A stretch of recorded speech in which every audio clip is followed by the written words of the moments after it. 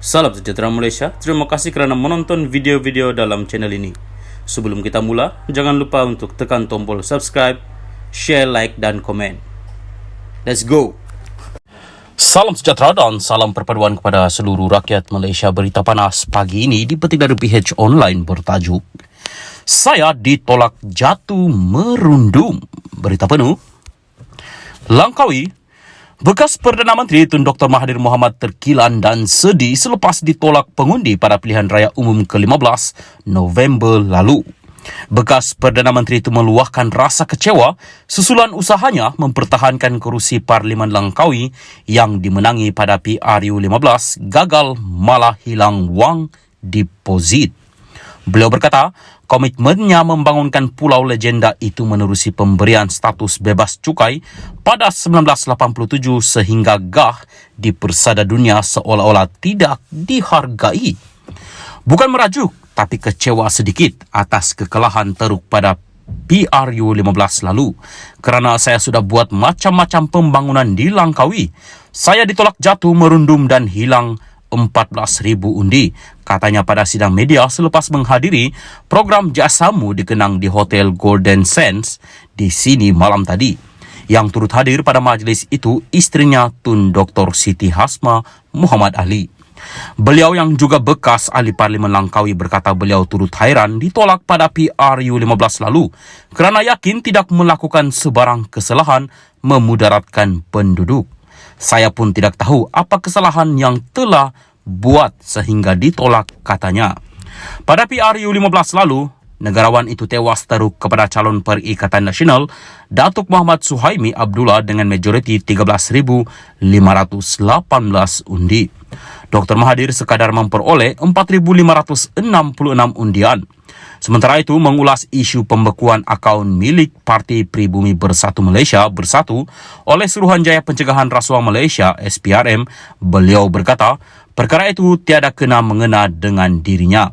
Dulu saya yang tubuh bersatu, tapi ketika itu tidak curi duit dari mana-mana.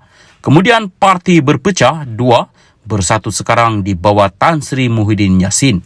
Saya tiada kena mengena kerana tidak lagi berada dalam Bersatu dan itu masalah mereka manakala saya yakin saya kini adalah pengurusi Gerakan Tanah Air GTA, katanya.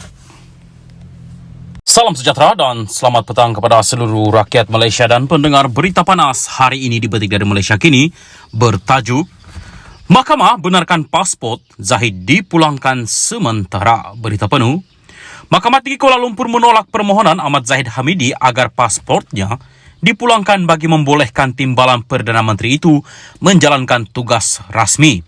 Bagaimanapun, Hakim Colin Lawrence Square membenarkan pemulangan pasport Menteri Luar Bandar dan Pembangunan itu buat sementara bagi membolehkan dia memohon pasport diplomatik.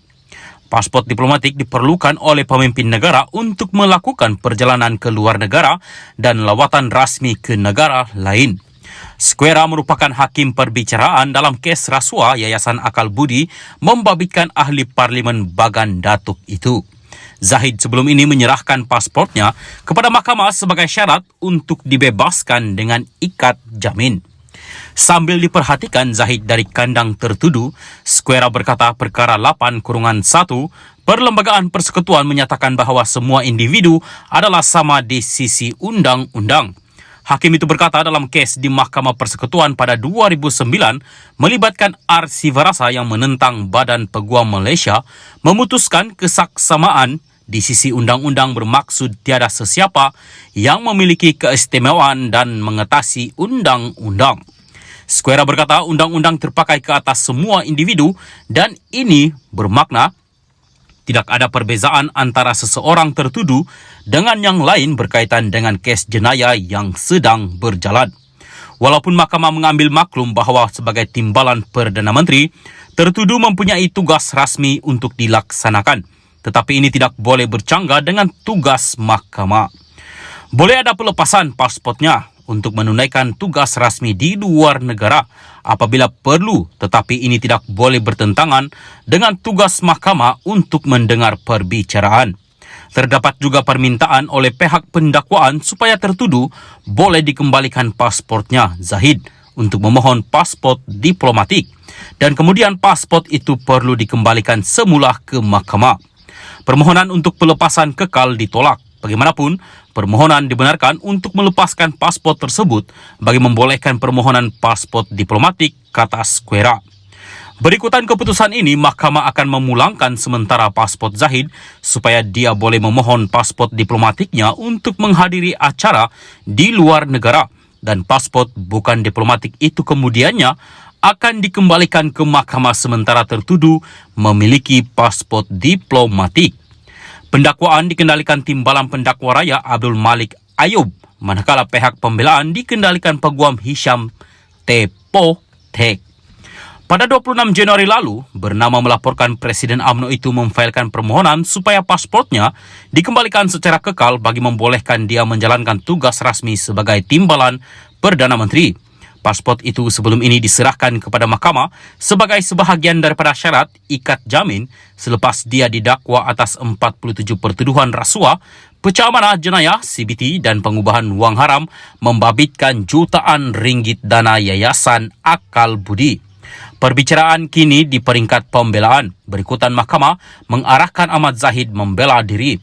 Menurut si Avidavit menyokong permohonan itu, Zahid 70 berkata, permohonan itu adalah bersifat bona fide, berniat baik, dan hanya bertujuan untuk memohon kebenaran bagi pelepasan pasport agar dia dapat menjalankan tugas rasmi dengan lancar.